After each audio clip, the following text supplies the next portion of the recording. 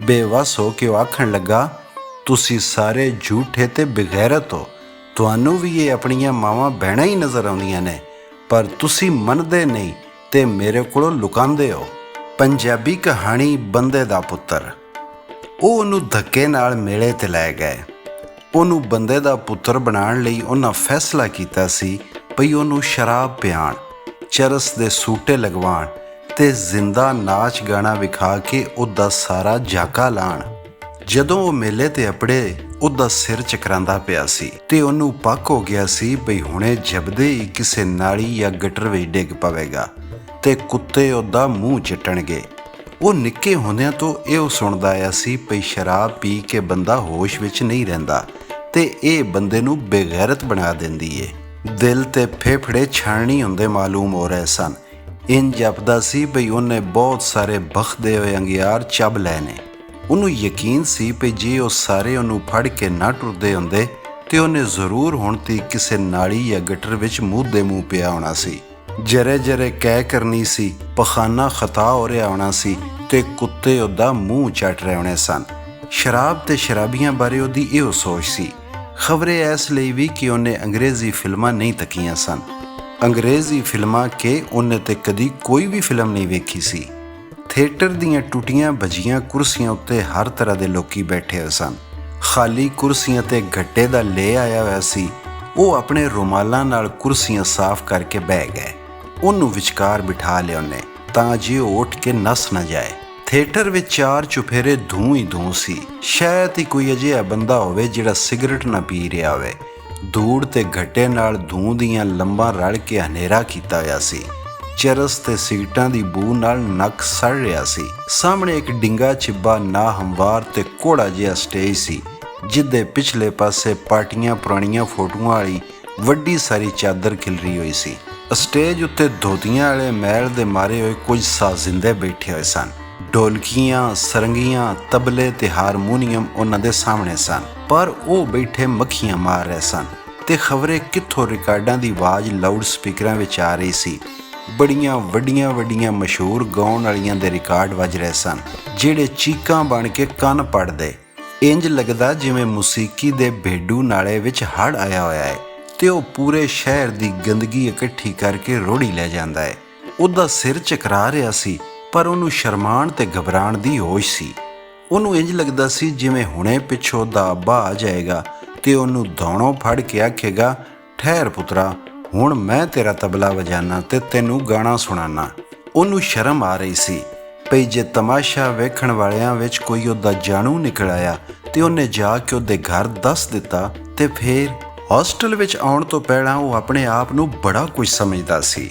ਖਬਰੇ ਇਸ ਲਈ ਕਿ ਸਕੂਲ ਦੇ ਇਮਤਿਹਾਨਾਂ ਵਿੱਚ ਉਹਦੇ ਬੜੇ ਚੰਗੇ ਨੰਬਰ ਆਉਂਦੇ ਸਨ, ਪਰ ਕਾਲਜ ਵਿੱਚ ਆ ਕੇ ਉਹਦੀ ਗਿਣਤੀ ਗੈਰ ਮੁਹੱਜ਼ਬ ਤੇ ਪੁਰਾਣੇ ਖਿਆਲਾਂ ਵਾਲੇ ਮੁੰਡਿਆਂ ਵਿੱਚ ਆਉਣ ਲੱਗ ਪਈ ਸੀ। ਇੱਥੇ ਨਿਰੀ ਪੜ੍ਹਾਈ ਤੇ ਨੰਬਰ ਲੈਣ ਨਾਲ ਬੰਦੇ ਦਾ ਪੁੱਤਰ ਨਹੀਂ ਸੀ ਬਣ ਜਾਂਦਾ। ਗੈਰ ਨਸਾਬੀ ਸਰਗਰਮੀਆਂ ਤੇ ਕੰਮਾਂ ਵਿੱਚ ਵੀ ਹਿੱਸਾ ਲੈਣਾ ਪੈਂਦਾ ਸੀ। ਸਗੋਂ ਬਹੁਤੀਆਂ ਕਿਤਾਬਾਂ ਪੜ੍ਹਨ, ਜ਼ਿਆਦਾ ਨੰਬਰ ਲੈਣ ਤੇ ਨਮਾਜ਼ ਰੋਜ਼ੇ ਦਾ ਖਿਆਲ ਰੱਖਣ ਵਾਲੇ ਮੁੰਡਿਆਂ ਨੂੰ ਅਨਸਿਵਿਲਾਈਜ਼ਡ ਖਿਆਲ ਕੀਤਾ ਜਾਂਦਾ। ਇੱਥੇ ਮੁੰਡਿਆਂ ਦੇ ਵੱਖਰੇ ਸ਼ੌਕ ਤੇ ਦਿਲਚਸਪੀਆਂ ਸਨ। ਕੁਝ ਬੜੇ ਚੰਗੇ ਖਿਡਾਰੀ ਸਨ, ਆਪਣੇ ਸ਼ੌਕ ਮੁਜਬ ਫੁੱਟਬਾਲ, ਹਾਕੀ ਜਾਂ ਕ੍ਰਿਕਟ ਖੇਡਦੇ ਸਨ, ਪਰ ਉਹਨੂੰ ਖੇਡਾਂ ਨਾਲ ਕੋਈ ਦਿਲਚਸਪੀ ਨਹੀਂ ਸੀ। ਵਾਲੀਬਾਲ ਖੇਡਣ ਲੱਗਿਆਂ ਇੱਕ ਵਾਰੀ ਉਹਦੇ ਹੱਥ ਦੇ ਅੰਗੂਠੇ ਦਾ ਜੋੜ ਹਿੱਲ ਗਿਆ ਸੀ। ਉਹਨੇ ਵਾਲੀਬਾਲ ਖੇਡਣਾ ਛੱਡ ਦਿੱਤਾ। ਫੁੱਟਬਾਲ ਖੇਡਦਿਆਂ ਹੋਇਆਂ ਉਹ 1-2 ਵਾਰੀ ਮੂੰਹ ਪਰਨੇ ਡਿੱਗ ਕੇ ਫੱਟੜ ਹੋ ਚੁੱਕਿਆ ਸੀ। ਹਾਕੀ ਇਹਦੇ ਨਾਲ ਵੀ ਬਹੁਤੀ ਕੁੱਤੀ ਖੇਡ ਸੀ। ਮੁੰਡੇ ਹਾਕੀਆਂ ਨਾਲ ਉਹਦੇ ਗਿੱਟੇ ਗੋਡੇ ਬੰਨ੍ਹ ਦਿੰਦੇ। ਕ੍ਰਿਕਟ ਦੇ ਮੈਦਾਨ ਵਿੱਚ ਖਲੋਤਿਆਂ ਉਬਾਸੀਆਂ ਆਉਣ ਲੱਗ ਪੈਂਦੀਆਂ। ਉੱਤੋਂ ਡਰ ਲੱਗਾ ਰਹਿੰਦਾ ਬੌਲਿੰਗ ਕਰਨ ਲੱਗਿਆਂ ਬਾਂਹ ਨਾ ਨਿਕਲ ਜਾਏ ਜਾਂ ਵਿਕਟ ਦੇ ਸਾਹਮਣੇ ਖਲੋਤਿਆਂ ਕਿਧਰੇ ਗੇਂਦ ਸਿੱਧੀ ਮੱਥੇ ਵਿੱਚ ਨਾ ਵੱਜੇ। ਲੈ ਦੇ ਕੇ ਇੱਕ ਬੈਂਡ ਰਹਿ ਗਿਆ ਸੀ, ਜਿਹੜਾ ਹੈ ਸੀ ਤੇ ਸੌਖਾ, ਪਰ ਉਂਝ ਭੰਡਾ ਮਿਰਾਸੀਆਂ ਵਾਲਾ ਕੰਮ ਸੀ। ਉਹਨਾਂ ਦਾ ਖਿਆਲ ਸੀ ਭਈ ਉਹਦੇ ਦਿਲ ਵਿੱਚ ਕੋਈ ਚਾਹ, ਸੱਦਰ ਤੇ ਅਰਮਾਨ ਨਹੀਂ, ਪਰ ਉਹਨਾਂ ਨੂੰ ਕੀ ਪਤਾ ਉਹ ਤੇ ਬੜੇ ਮਲੂਕ ਜਜ਼ਬੇ ਦਿਲ ਵਿੱਚ ਰੱਖਦਾ ਤੇ ਨਾਜ਼ਕ ਸੋਚਾਂ ਸੋਚਦਾ ਸੀ। ਉਹਨੇ ਬੜੇ ਰੰਗ ਬਰੰਗੇ ਸੁਪਨੇ ਵੇਖੇ ਸਨ ਤੇ ਖੂਬਸੂਰਤੀਆਂ ਨਾਲ ਉਹਨੂੰ ਬੜਾ ਪਿਆਰ ਸੀ। ਤਸਵੀਰਾਂ, ਗਾਉਣਾ, ਸੁਰਾਂ, ਸਾਜ਼ਾਂ ਤੇ ਸ਼ੇਰਾਂ ਉੱਤੇ ਉਹਦਾ ਦਿਲ ਪਤਾਸੇ ਵਾਂਗ ਖੁਰਨ ਲੱਗ ਪੈਂਦਾ। ਫੁੱਲਾਂ, ਵੇਲਾਂ, ਪੱਤਰਾਂ, ਕੌਂਪਲਾਂ, ਕਲੀਆਂ, ਚਾਨਣੀਆਂ ਰਾਤਾਂ, ਖੁਸ਼ਬੂਆਂ, ਤਾਰਿਆਂ, ਬਦਲਾਂ, ਜੁਗਨੂਆਂ ਤੇ ਕਿਤਾਬਾਂ ਨਾਲ ਉਹਨੂੰ ਬੜੀ ਮੁਹੱਬਤ ਸੀ। ਰੀਕ੍ਰੀਏਸ਼ਨ ਹਾਲ ਵਿੱਚ ਜਦੋਂ ਦੂਜੇ ਮੁੰਡੇ ਤਾਸ਼, ਕੈਰਮ, ਸ਼ਤਰੰਜ ਤੇ ਟੇਬਲ ਟੈਨਿਸ ਖੇਡਦੇ, ਉਹ ਅਖਬਾਰਾਂ ਵਿੱਚ ਨਜ਼ਮਾਂ, ਗਜ਼ਲਾਂ ਤੇ ਕਤੇ ਢੂੰਡਦਾ ਤੇ ਫਕਾਈ ਕਾਲਮ ਪੜ੍ਹਦਾ। ਰੇਡੀਓ ਤੋਂ ਸੋਹਣੇ ਸੋਹਣੇ ਦਿਲ ਗਰਮਾਣ ਤੇ ਤੜਫਾਣ ਵਾਲੇ ਗਾਉਣ ਸੁਣਦਾ ਤੇ ਉਹਦਾ ਜੀ ਚਾਹੁੰਦਾ ਬਈ ਉਹ ਵੀ ਇਹੋ ਜਿਹੇ ਗਾਉਣ ਲਿਖੇ ਤੇ ਗੁਣਗੁਣਾਏ। ਉਹਦੇ ਦਿਲ ਵਿੱਚ ਤੇ ਹੋਰ ਵੀ ਬੜੇ ਅਰਮਾਨ ਸਨ, ਪਰ ਉਹਨੇ ਆਪਣੀ ਕਿਸੇ ਸੱਦਰ ਤੇ ਖਹਿਸ਼ ਦਾ ਕਦੀ ਇਜ਼ਹਾਰ ਨਹੀਂ ਸੀ ਕੀਤਾ। ਉਹ ਉਹਨੂੰ ਧੱਕੇ ਨਾਲ ਇਨਡੋਰ ਗੇਮਸ ਵਿੱਚ ਸ਼ਾਮਲ ਕਰ ਲੈਂਦੇ, ਪਰ ਸ਼ਾਇਦ ਲਿਖਾਈ ਪੜ੍ਹਾਈ ਤੋਂ ਅੱਡ ਕੋਈ ਦੂਜਾ ਕੰਮ ਉਹ ਢੰਗ ਨਾਲ ਕਰ ਹੀ ਨਹੀਂ ਸੀ ਸਕਦਾ। ਕੈਰਮ ਖੇਡਦਾ ਤੇ ਬੁਰੀ ਤਰ੍ਹਾਂ ਹਾਰ ਜਾਂਦਾ। ਲੱਖ ਕੋਸ਼ਿਸ਼ ਕਰਨ ਦੇ ਬਾਵਜੂਦ ਉਹਨੂੰ ਤਾਸ਼ ਖੇਡਣੀ ਨਾ ਆਈ। ਉਹਨੂੰ ਪੱਤਾ ਲੱਭਣ ਵਿੱਚ ਇੰਨਾ ਚਿਰ ਲੱਗ ਜਾਂਦਾ ਬਈ ਉਹ ਬੋਰ ਹੋ ਕੇ ਉਹਦੇ ਕੋਲੋਂ ਸਾਰੇ ਪੱਤੇ ਖੋਹ ਲੈਂਦੇ। ਥੀਏਟਰ ਦੀ ਸਟੇਜ ਉੱਤੇ ਇੱਕ ਮਰੀਅਲ ਜਿਹੇ ਬੰਦੇ ਨੇ ਆ ਕੇ ਐਲਾਨ ਕੀਤਾ, ਸਾਹਿਬਾਨ ਕਦਰਦਾਨ, ਸ਼ੋਅ ਸ਼ੁਰੂ ਹੋਣ ਵਾਲਾ ਜੇ, 1 ਰੁਪਈਏ ਵਿੱਚ ਡਬਲ ਸ਼ੋਅ। ਮਰੀਅਲ ਜਿਹਾ ਉਹ ਬੰਦਾ ਮਾਈਕਰੋਫੋਨ ਤੋਂ ਹਟਿਆ ਤੇ ਮੂਸੀਕੀ ਫੇਰ ਗੱਜਣ ਲੱਗ ਪਈ। ਉਹਨੇ ਇਹ ਗਾਉਣ ਰੀਕ੍ਰੀਏਸ਼ਨ ਹਾਲ ਵਿੱਚ ਰੇਡੀਓ ਦੇ ਸਾਹਮਣੇ ਬਹਿ ਕੇ ਸੁਣੇ ਹੋਏ ਸਨ ਤੇ ਜਿਨ੍ਹਾਂ ਗੀਤਾਂ ਨੂੰ ਸੁਣ ਕੇ ਉਹਦਾ ਜੀ ਹਾਲ ਖੇਡਣ ਤੇ ਜੱਲੀ ਪਾਉਣ ਤੇ ਕਰਦਾ ਸੀ, ਉਹ ਗਾਉਣ ਹੁਣ ਇੱਥੇ ਉਹਨੂੰ ਆਰੇ ਵਾਂਗ ਚੀਰਦੇ ਪਏ ਸਨ। ਜਿਨ੍ਹਾਂ ਗੀਤਾਂ ਦੇ ਬੋਲ ਉਹਨੂੰ ਜ਼ਬਾਨੀ ਯਾਦ ਨਹੀਂ ਸਨ, ਉਹ ਉਹਦੀ ਸਮਝ ਵਿੱਚ ਨਹੀਂ ਆ ਰਹੇ ਸਨ। ਲੋਕਾਂ ਨੇ ਤਾੜੀਆਂ, ਸੀਟੀਆਂ ਤੇ ਕੁਰਸੀਆਂ ਵਜਾਈਆਂ ਤੇ ਇਸ ਰੋਲੇ ਗੋਲੇ ਵਿੱਚ ਇੱਕ ਅਲੜ ਮੁਟਿਆਰ ਕੁੜੀ ਜਿਹੜੀ ਬਿਲਕੁਲ ਜ਼ੁਬੈਦਾ ਲੱਗਦੀ ਸੀ, ਸਟੇਜ ਤੇ ਆ ਕੇ ਨੱਚਣ ਲੱਗ ਪਈ। ਕਿਧਰੇ ਉਹ ਸੱਚੀ ਮੁੱਚੀ ਜ਼ੁਬੈਦਾ ਹੀ ਤੇ ਨਹੀਂ? ਉਹਦਾ ਦਿਲ ਧੜਕਣ ਲੱਗ ਪਿਆ। ਉਹਨੇ ਗੋਹ ਨਾਲ ਵੇਖਿਆ ਤੇ ਉਹਨੂੰ ਪਤਾ ਲੱਗਾ ਪਈ ਉਹ ਨੱਚਣ ਦੇ ਨਾਲ ਨਾਲ ਕੁਝ ਗਾਉਂਦੀ ਵੀ ਪਈ ਸੀ। ਅਗਲੀਆਂ ਸੀਟਾਂ ਤੋਂ ਖਬਰੇ ਕਿਸੇ ਉਹਨੂੰ ਕੀ ਆਖਿਆ ਕਿ ਉਹ ਗਾਉਂਦੀ ਗਾਉਂਦੀ ਹੱਸ ਪਈ। ਉਹ ਬੰਤਲ ਗਿਆ। ਉਹਨੇ ਜ਼ੁਬੈਦਾ ਨੂੰ 3 ਵਰ੍ਹਿਆਂ ਤੋਂ ਨਹੀਂ ਸੀ ਵੇਖਿਆ। ਉਹ ਹੁਣ ਬਿਲਕੁਲ ਇਸੇ ਤਰ੍ਹਾਂ ਦੀ ਤੇ ਐਸੀ ਉਮਰ ਦੀ ਹੋਣੀ ਹੈ। ਉਹਨੂੰ ਜ਼ੁਬੈਦਾ ਦਾ ਹਾਸਾ ਯਾਦ ਆ ਗਿਆ। ਉਹ ਆਪਣੇ ਅੱਬਾ ਜੀ ਦੀ ਪਿਸ਼ਾਵਰ ਤਬਦੀਲੀ ਹੋ ਜਾਣ ਤੋਂ ਪਹਿਲਾਂ ਉਹਦੇ ਘਰ ਆਉਂਦੀ ਜਾਂਦੀ ਸੀ। ਉਹਦੀ ਛੋਟੀ ਭੈਣ ਦੀ ਕਲਾਸ ਫੈਲੋ ਸੀ। ਉਹ ਨਿੱਕੇ ਨਿੱਕੇ ਸੋਹਣੇ ਕਹਿ ਕੇ ਲਾ ਕੇ ਹੱਸਦੀ ਸੀ। ਉਹਦਾ ਜੀ ਚਾਹੁੰਦਾ ਸੀ ਭਈ ਉਹ ਭੈਣ ਦੀ ਥਾਂ ਉਹਦੇ ਨਾਲ ਗੱਲਾਂ ਕਰੇ।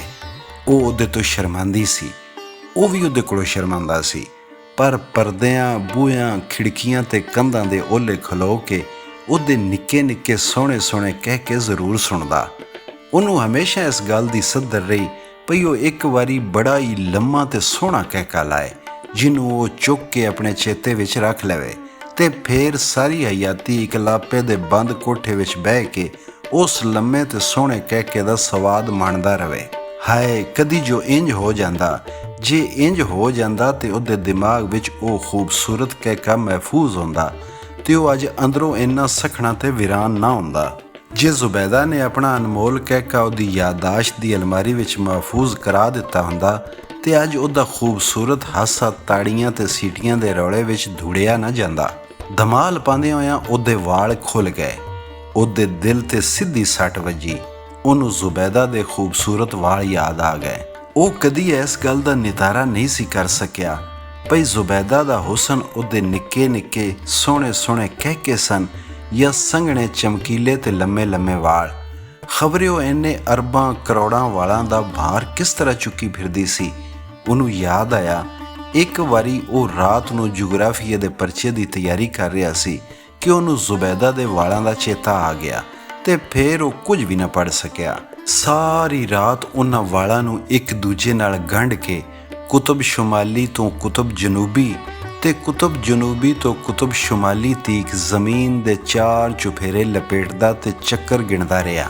ਉਹਨਾਂ ਦਿਨਾਂ ਵਿੱਚ ਉਹਨੂੰ ਜ਼ੁਲਫਾਂ, ਮੇਢੀਆਂ, ਕਾਕੁਲਾਂ ਤੇ ਗੁੱਤਾਂ ਬਾਰੇ ਕਈ ਗਾਉਣ ਤੇ ਸ਼ੇਰ ਵੀ ਯਾਦ ਹੋ ਗਏ ਸਨ। ਕੱਢ ਕਲੇਜਾ ਲੈ ਗਈ ਖਾਨ ਖੀਵੇ ਦੀ ਧੀ, ਗਜ਼ ਗਜ਼ ਲੰਮੀਆਂ ਮੇਢੀਆਂ ਰੰਗ ਜੋ ਗੋਰੀ ਸੀ, ਜਾਂ ਖੂਨੀ ਚੁੰਡੀਆਂ ਰਾਤ ਜਿਉਂ ਚੰਦ ਵਾਲੇ, ਸੁਰਖ ਰੰਗ ਜਿਉਂ ਰੰਗ ਸ਼ਹਾਬ ਦਾ ਜੀ।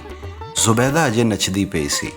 ਉਹਦਾ ਸਿਰ ਚਕਰਾਂਦਾ ਪਿਆ ਸੀ ਤੇ ਉਹਨੂੰ ਨੇੜੇ ਦੀਆਂ ਚੀਜ਼ਾਂ ਦੂਰ ਤੇ ਦੂਰ ਦੀਆਂ ਚੀਜ਼ਾਂ ਨੇੜੇ ਨਜ਼ਰ ਆਉਣ ਲੱਗ ਪਈਆਂ ਸਨ। ਉਹਨੂੰ ਨੀਂਦਰ ਆ ਰਹੀ ਸੀ। ਉਹ ਅੱਖਾਂ ਮੀਟ ਕੇ ਸੌਣ ਦਾ ਸੋਚ ਰਿਹਾ ਸੀ ਕਿ ਇੱਕੇ ਵਾਰ ਉਹਦਾ ਤਰਾਹ ਨਿਕਲ ਗਿਆ। ਉਹ ਉੱਠ ਕੇ ਨੱਸਣਾ ਚਾਹੁੰਦਾ ਸੀ ਪਰ ਉਹਨਾਂ ਫੜ ਕੇ ਫੇਰ ਬਿਠਾ ਲਿਆ। ਉਹ ਹੈਰਾਨ ਸੀ ਜਰੇ ਜਰੇ ਅੱਖਾਂ ਮਲ ਕੇ ਸਟੇਜ ਵੱਲ ਤੱਕ ਰਿਹਾ ਸੀ। ਜ਼ੁਬੈਦਾ ਪਿੱਛੋਂ ਹੁਣ ਉਹਦੀ ਮਮੇਰ ਰਖਸ਼ੰਦਾ ਸਟੇਜ ਤੇ ਆ ਕੇ ਨੱਚ ਰਹੀ ਸੀ। ਪਿਛਲੇ ਸਾਲ ਛੁੱਟੀਆਂ ਵਿੱਚ ਉਹ ਉਹਨਾਂ ਦੇ ਪਿੰਡ ਗਿਆ ਸੀ। ਉਹਨੂੰ ਪਤਾ ਨਹੀਂ ਸੀ ਭਈ ਮਾਮੇ ਹੋਰਾਂ ਰਖਸ਼ੰਦਾ ਦਾ ਕਿਸੇ ਹੋਰ ਥਾਵੇਂ ਨਾਂ ਲਿਆ ਹੋਵੇ। ਉਹਨੂੰ ਤਾਂ ਸਿਰਫ ਇੰਨਾ ਹੀ ਪਤਾ ਲੱਗਾ ਭਈ ਪਤਲੀ ਪਤੰਗ ਤੇ ਮਾੜੀ ਜਿਹੀ ਰਖਸ਼ੰਦਾ ਦੇ ਪਿੰਡੇ ਵਿੱਚੋਂ ਕੋਈ ਬਰਕੀ ਜਾਂ ਮਕਨਾਤੀਸੀ ਲਹਿਰਾਂ ਜ਼ਰੂਰ ਨਿਕਲਦੀਆਂ ਸਨ, ਜਿਹੜੀਆਂ ਉਹਦੇ ਕੋਲੋਂ ਦੂਰ ਟੁਰ ਜਾਣ ਪਿੱਛੋਂ ਵੀ ਆਪਣੇ ਵੱਲ ਖਿੱਚਦੀਆਂ ਤੇ ਦਰੀਕਦੀਆਂ ਰਹਿੰਦੀਆਂ। ਉਹਨੇ ਬੱਦਲਾਂ ਨੂੰ ਵਸਦਿਆਂ, ਹਨੇਰੀਆਂ ਨੂੰ ਚਿੜਦਿਆਂ ਤੇ ਹੜ੍ਹਾਂ ਨੂੰ ਵਗਦਿਆਂ ਤੱਕਿਆ ਸੀ, ਪਰ ਆਪੂ ਕੱਚੀ ਮਿੱਟੀ ਦਾ ਬੰਦ ਬਣ ਕੇ ਕਦੀ ਕਿਸੇ ਹੜ੍ਹ ਤੇ ਤੂਫਾਨ ਨੂੰ ਡੱਕ ਕੇ ਨਹੀਂ ਸੀ ਵੇਖਿਆ। ਉਸ ਪਤਲੀ ਲਾਗਰ ਤੇ ਮਰੇੜੀ ਜਿਹੀ ਕੁੜੀ ਵਿੱਚ ਇੰਨੀ ਤਾਕਤ ਤੇ ਜ਼ੋਰ ਸੀ ਪਈ ਉਹ ਅੱਖ ਦੇ ਇਸ਼ਾਰੇ, ਹੋਠਾਂ ਦੀ ਨਿੱਕੀ ਜਿਹੀ ਜੁੰਬਸ਼ ਤੇ ਧੌਣ ਦੇ ਪੋਲੇ ਜਿਹੇ ਖੰਭ ਨਾਲ ਭੁਚਾਲ ਲਿਆ ਸਕਦੀ ਸੀ। ਧਰਤੀ ਦਾ ਸੀਨਾ ਪਾੜ ਸਕਦੀ ਸੀ, ਤੂਫਾਨ ਮਚਾ ਸਕਦੀ ਸੀ ਤੇ ਉੱਚੀਆਂ ਉੱਚੀਆਂ ਪਹਾੜਾਂ ਨੂੰ ਭੋਏ ਤੇ ਡੇਗ ਸਕਦੀ ਸੀ। ਉਹਨੂੰ ਵੇਖ ਕੇ ਪਹਾੜ ਚੀਰ ਕੇ ਦੁੱਧ ਦੀ ਨਹਿਰ ਲਿਆਉਣ, ਹੱਸ ਕੇ ਮੋਹਰਾ ਖਾਉਣ, ਕੰਨ ਪੜਵਾ ਕੇ ਮੁੰਦਰਾਂ ਪਾਉਣ ਤੇ ਪੱਟ ਚੀਰ ਕੇ ਕਬਾਬ ਬਣਾਉਣ ਦੀਆਂ ਦਾਸਤਾਨਾਂ ਸੱਚੀਆਂ ਤੇ ਹਕੀਕੀ ਜਾਪਦੀਆਂ ਸਨ। ਉਹਦੇ ਲਈ ਦਿਲ ਵਿੱਚ ਸਿਰ ਧੜ ਦੀ ਬਾਜ਼ੀ ਲਾਉਣ ਦਾ ਜਜ਼ਬਾ ਪੁੰਗਰਦਾ ਤੇ ਜੀ ਕਰਦਾ ਵੀ ਬੰਦਾ ਕਿਤਾਬਾਂ ਤੇ ਡਿਗਰੀਆਂ ਨੂੰ ਚਨਾਬ ਜਾਂ ਰਾਵੀ ਵਿੱਚ ਸੱਟ ਕੇ ਮਿਰਜ਼ਾ ਜੱਟ ਬਣ ਜਾਏ ਤੇ ਤਲਵਾਰਾਂ, ਨੇਜ਼ਿਆਂ, ਗੰਡਾਸਿਆਂ ਤੇ ਤੀਰਾਂ ਦੀ ਬਾਰਿਸ਼ ਵਿੱਚ ਕਿਸੇ ਕਾਲੀ ਨੀਲੀ ਤੇਜ਼ ਨੱਸਣ ਵਾਲੀ ਘੋੜੀ ਤੇ ਸਵਾਰ ਹੋ ਕੇ ਉਹਨੂੰ ਉਧਾੜ ਲੈ ਜਾਏ। ਰਖਸ਼ੰਦਾ ਸਟੇਜ ਦੇ ਕੰਢੇ ਤੇ ਖਲੋਤੀ ਉੱਡਦੇ ਨੋਟ ਇਕੱਠੇ ਕਰ ਰਹੀ ਸੀ। ਮਰਿਆਲ ਜਿਹਾ ਬੰਦਾ ਵੇਲਾਂ ਹੋਕ ਰਿਹਾ ਸੀ। ਵੇਲ ਦਿੰਦਿਆਂ ਹੋਇਆ ਇੱਕ ਬੰਦੇ ਨੇ ਰਖਸ਼ੰਦਾ ਦੀ ਬਾਂਹ ਫੜ ਲਈ। ਉਹਦਾ ਖੂਨ ਖੋਲਣ ਲੱਗ ਪਿਆ। ਉਹਦਾ ਜੀ ਚਾਹਿਆ ਪਈ ਉਹ ਲੋਕਾਂ ਦੇ ਸਿਰਾਂ ਤੇ ਪੈਰ ਰੱਖਦਾ ਭੱਜ ਕੇ ਅਗਾਂਹ ਜਾਏ ਤੇ ਤਮਾਚ ਮਾਰ ਕੇ ਰਖਸ਼ੰਦਾ ਦੀ ਬਾਂਹ ਫੜਨ ਵਾਲੇ ਬੰਦੇ ਦੇ ਦੰਦ ਬਾਹਰ ਕੱਢ ਦੇ। ਉਹ ਕੌੜ ਨਾਲ ਆਪਣੀ ਸੀਟ ਤੋਂ ਉੱਠਿਆ, ਪਰ ਉਹਨੂੰ ਫੇਰ ਸੀਟ ਵਿੱਚ ਜਕੜ ਦਿੱਤਾ ਉਹਨੇ। ਇੰਨੇ ਸਾਰੇ ਬੰਦਿਆਂ ਦੇ ਸਾਹਮਣੇ ਰਖਸ਼ੰਦਾ ਨੂੰ ਨੱਚਦਿਆਂ ਵੇਖ ਕੇ ਉਹਨੂੰ ਬੜੀ ਘਾਟ ਆਈ ਤੇ ਸ਼ਰਮ ਨਾਲ ਉਹਦੀ ਧੌਣ ਨੀਵੀਂ ਹੋ ਗਈ। ਪਰ ਫਿਰ ਜਦੋਂ ਉਹਨੇ ਨੀਵੀਂ ਧੌਣ ਚੁੱਕੀ ਤੇ ਉਹਨੇ ਵੇਖਿਆ ਕਿ ਉਹ ਬੜੀ ਬੇਹੂਦਗੀ ਨਾਲ ਟਵਿਸਟ ਕਰ ਰਹੀ ਸੀ। ਉਹਨੂੰ ਬੜਾ ਗੁੱਸਾ ਆਇਆ। ਉਹਨੇ ਉੱਠ ਕੇ ਬੜੀ ਕੌੜ ਨਾਲ ਆਖਿਆ, ਰਖਸ਼ੰਦਾ। ਕੋਲ ਦਿਆਂ ਲੋਕਾਂ ਹੈਰਾਨੀ ਨਾਲ ਉਹਨੂੰ ਵੇਖਿਆ ਤੇ ਕਿਹਾ, ਰਖਸ਼ੰਦਾ ਨਹੀਂ ਭਾਈ ਪ੍ਰਵੀਨ ਅਖਤਰ ਏ। ਕੋਈ ਆਸ਼ਕ ਲੱਗਦਾ ਏ, ਪਾਗਲ ਏ, ਨਸ਼ੇ ਵਿੱਚ ਏ। ਉਹਦੇ ਤੇ ਆਵਾਜ਼ਾਂ ਦੇ ਇੰਨੇ ਵੱਟੇ ਪੈ ਪਈ ਉਹ ਲਹੂ ਲਹਾਨ ਹੋ ਗਿਆ। ਰਖਸ਼ੰਦਾ ਸਟੇਜ ਤੋਂ ਉਤਰੀ ਤੇ ਐਲਾਨ ਹੋਇਆ, ਹੁਣ ਚਾਂਦ ਬਾਈ ਫਰਮੈਸ਼ੀ ਗਾਉਣ ਸੁਣਾਏਗੀ। ਚਾਂਦ ਬਾਈ ਸਟੇਜ ਤੇ ਆਈ। ਉਹ ਹੱਕਾ ਬੱਕਾ ਰਹਿ ਗਿਆ। ਉਹਨੂੰ ਇੰਜ ਲੱਗਾ ਪਈ ਉਹਦਾ ਸਾਰਾ ਜੁੱਸਾ ਸੁੰਨ ਹੋ ਗਿਆ ਏ। ਉਹ ਉਹਦੀ ਨਿੱਕੀ ਫੁੱਫੀ ਫੌਜ਼ੀਆ ਸੀ, ਜਿਹਦਾ ਕੁਝ ਮਹੀਨੇ ਪਹਿਲਾਂ ਵਿਆਹ ਹੋਇਆ ਸੀ। ਜਦੋਂ ਉਹ ਵਹੁਟੀ ਬਣੀ ਸੀ ਉਹਨੇ ਇਹੋ ਜਿਹੇ ਕੱਪੜੇ ਪਾਏ ਸਨ, ਇਸੇ ਤਰ੍ਹਾਂ ਉਹਦੇ ਵਾਲ ਬਣੇ ਹੋਏ ਸਨ, ਇਹੋ ਕੱਦ, ਇਹੋ ਉਮਰ, ਇਹੋ ਸ਼ਕਲੋ ਸੂਰਤ। ਉਹ ਉੱਠ ਕੇ ਨੱਸਣਾ ਚਾਹੁੰਦਾ ਸੀ, ਪਰ ਉਹ ਸੀਟ ਦੀ ਕੈਦ ਵਿੱਚ ਸੀ। ਉਹਨੇ ਅਗਲੀ ਸੀਟ ਵਾਲੇ ਬੰਦੇ ਦੇ ਪਿੱਛੇ ਆਪਣੇ ਆਪ ਨੂੰ ਲੁਕਾ ਲਿਆ ਤਾਂ ਜੇ ਨਿੱਕੀ ਫੁੱਫੀ ਦੀ ਨਜ਼ਰ ਉਸ 'ਤੇ ਨਾ ਪੈ ਜਾਏ ਤੇ ਇੰਨੇ ਸਾਰੇ ਲੋਕਾਂ ਦੇ ਸਾਹਮਣੇ ਇਹ ਨਾ ਪੁੱਛ ਪਵੇ, ਜਵੇਦ ਤੂੰ ਇੱਥੇ ਕਿੱਥੇ। ਨਿੱਕੀ ਫੁੱਫੀ ਦੇ ਘੁੰਘਰੂਆਂ ਦੀ ਛਨਕਾਰ ਹਾਰਮੋਨੀਅਮ, ਸਰੰਗੀ ਤੇ ਤਬਲੇ ਦੀ ਆਵਾਜ਼ ਨਾਲ ਇੱਕ-ਮਿਕ ਹੋਣ ਲੱਗ ਪਈ। ਉਹਨੂੰ ਆਪਣੇ ਸਾਥੀਆਂ ਕੋਲੋਂ ਡਰ ਆਉਣ ਲੱਗ ਪਿਆ, ਜੇ ਕਿਧਰੇ ਉਹਨਾਂ ਨੂੰ ਪਤਾ ਲੱਗ ਜਾਏ ਭਈ ਉਹ ਚਾਂਦ ਬਾਈ ਨਹੀਂ ਉਹਦੀ ਨਿੱਕੀ ਫੁੱਫੀ ਏ ਤੇ ਫੇਰ। ਉਹਨੂੰ ਯਾਦ ਆਇਆ ਵੀ ਨਿੱਕੀ ਫੁੱਫੀ ਦੀ ਆਵਾਜ਼ ਹਮੇਸ਼ਾ ਤੋਂ ਬੜੀ ਚੰਗੀ ਸੀ। ਆਪਣੇ ਕਮਰੇ ਵਿੱਚ ਲੇਟ ਕੇ ਉਹ ਗਾਉਂਦੀ ਗੁਣਗੁਣਾਉਂਦੀ ਰਹਿੰਦੀ ਸੀ, ਤੂੰ ਇੱਕ ਵਾਰੀ ਵਿਹੜੇ ਵੜ ਮਾਈਆ, ਮੈਂ ਕੁੰਡਾ ਕਦੀ ਨਾ ਖੋਲਾਂ। ਪਰ ਸ਼ਰਮਾਉਂਦੀ ਬਹੁਤ ਸੀ। ਜੇ ਮਾੜਾ ਜਿਹਾ ਵੀ ਉਹਨੂੰ ਸ਼ੱਕ ਪੈ ਜਾਂਦਾ ਭਈ ਕੋਈ ਉਹਦਾ ਗਾਉਣ ਸੁਣ ਰਿਹਾ ਏ ਤੇ ਆਵਾਜ਼ ਉਹਦੇ ਸੰਗ ਵਿੱਚ ਫਸ ਜਾਂਦੀ। ਘਰ ਦੇ ਲੋਕ ਕਦੀ ਵਿਆਹ ਸ਼ਾਦੀ ਜਾਂ ਕਿਸੇ ਘਰੇਲੂ ਮਹਿਫਲ ਵਿੱਚ ਗਾਉਣ ਦੀ ਫਰਮਾਇਸ਼ ਕਰ ਦਿੰਦੇ ਤੇ ਉਹ ਸ਼ਰਮ ਨਾਲ ਲਾਲ ਹੋ ਜਾਂਦੀ ਤੇ ਗੋਡਿਆਂ ਵਿੱਚ ਸਿਰ ਲੁਕਾ ਕੇ ਗੁੱਛਾ ਮੁੱਛਾ ਬਣ ਜਾਂਦੀ। ਪਰ ਨਹੀਂ, ਉਹਨੇ ਸੋਚਿਆ ਨਿੱਕੀ ਫੁੱਫੀ ਥੀਏਟਰ ਦੇ ਸਟੇਜ ਤੇ ਕਿਵੇਂ ਆ ਸਕਦੀ ਏ। ਫੁੱਫੀ ਹੋਰਾਂ ਦੀ ਤੇ ਬੜੀ ਵੱਡੀ ਤਨਖਾਹ ਤੇ ਅਹੁਦਾ ਏ, ਇਹ ਚਾਂਦ ਬਾਈ ਹੋਣੀ ਏ। ਪਰ ਖਬਰੇ ਕਿਸ ਤਰ੍ਹਾਂ ਦੀ ਚਾਂਦ ਬਾਈ ਏ ਕਿ ਇਹਦੇ ਤੇ ਫੌਜ਼ੀਆ ਫੁੱਫੀ ਵਿੱਚ ਰੱਤੀ ਭਰ ਫਰਕ ਨਹੀਂ। ਕੀ ਪਤਾ ਇਹ ਥੀਏਟਰ ਵਾਲੇ ਜਾਦੂ ਟੂਣਾ ਵੀ ਜਾਣਦੇ ਹੋਣ ਤੇ ਉਹਨਾਂ ਨੇ ਇਸ ਤਰ੍ਹਾਂ ਦੀ ਸ਼ੈਤਾਨੀ ਕੀਤੀ ਹੋਵੇ ਭਈ ਵੇਖਣ ਵਾਲਿਆਂ ਨੂੰ ਨੱਚਣ ਗਾਉਣ ਵਾਲੀਆਂ ਆਪਣੀਆਂ ਹੀ ਮਾਵਾਂ ਭੈਣਾਂ ਨਜ਼ਰ ਆਉਂਦੀਆਂ ਹੋਣ। ਉਹਨੇ ਆਪਣਾ ਸ਼ੱਕ ਦੂਰ ਕਰਨ ਲਈ ਆਪਣੇ ਇੱਕ ਸਾਥੀ ਨੂੰ ਪੁੱਛਿਆ, ਯਾਰ ਹਮੀਦ, ਤੈਨੂੰ ਵੀ ਚਾਂਦ ਬਾਈ ਆਪਣੀ ਫੁੱਫੀ ਨਜ਼ਰ ਆਉਂਦੀ ਏ? ਕੀ ਬਕਵਾਸ ਕਰਨਾ ਹੈ, ਹਮੀਦ ਨੇ ਆਵਾਜ਼ਾਰ ਹੋ ਕੇ ਆਖਿਆ। ਉਹਦਾ ਸ਼ੁਬਾ ਦੂਰ ਨਾ ਹੋਇਆ।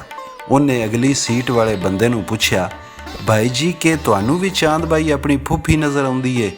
ਅਗਲੀ ਸੀਟ ਵਾਲੇ ਬੰਦੇ ਨੇ ਉਹਦੇ ਮੂੰਹ ਤੇ ਥੱਪੜ ਮਾਰ ਦਿੱਤਾ। ਉਹਦੇ ਯਾਰ ਬੇਲੀ ਥੱਪੜ ਮਾਰਨ ਵਾਲੇ ਨੂੰ ਕੁੱਦ ਕੇ ਪੈ ਗਏ। ਦੰਗਾ ਫਸਾਦ ਹੋ ਗਿਆ। ਬੜੀ ਮੁਸ਼ਕਿਲ ਨਾਲ ਲੋਕਾਂ ਨੇ ਗੱਲ ਨੂੰ ਰਫਾ ਦਫਾ ਕਰਾਇਆ ਤੇ ਵਾਧੇ ਤੋਂ ਬਚਾਇਆ।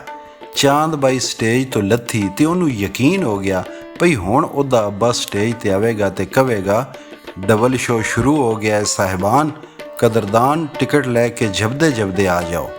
ਉਹਨਾਂ ਉਹਨੂੰ ਸਮਝਾਇਆ ਭਈ ਉਹ ਸਾਰੀਆਂ ਜ਼ਨਾਨੀਆਂ ਜਿਹੜੀਆਂ ਵਾਰੀ-ਵਾਰੀ ਸਟੇਜ ਤੇ ਆ ਰਹੀਆਂ ਸਨ ਪੇਸ਼ਾਵਰ ਗਾਉਣ ਵਾਲੀਆਂ ਤੇ ਕੰਜਰੀਆਂ ਸਨ, ਪਰ ਉਹਨੂੰ ਯਕੀਨ ਨਾ ਆਇਆ। ਉਹ ਉਹਨੂੰ ਉੱਠ ਕੇ ਨੱਸਣ ਵੀ ਨਾ ਦਿੰਦੇ। ਬੇਵੱਸ ਹੋ ਕੇ ਉਹ ਆਖਣ ਲੱਗਾ, ਤੁਸੀਂ ਸਾਰੇ ਝੂਠੇ ਤੇ ਬੇਗੈਰਤ ਹੋ। ਤੁਹਾਨੂੰ ਵੀ ਇਹ ਆਪਣੀਆਂ ਮਾਵਾਂ ਭੈਣਾਂ ਹੀ ਨਜ਼ਰ ਆਉਂਦੀਆਂ ਨੇ, ਪਰ ਤੁਸੀਂ ਮੰਨਦੇ ਨਹੀਂ ਤੇ ਮੇਰੇ ਕੋਲੋਂ ਲੁਕਾਉਂਦੇ ਹੋ। ਫੇਰ ਉਹ ਬਾਲਾਂ ਵਾਂਗੂ ਉੱਚੀ ਉੱਚੀ ਰੋਣ ਲੱਗ ਪਿਆ।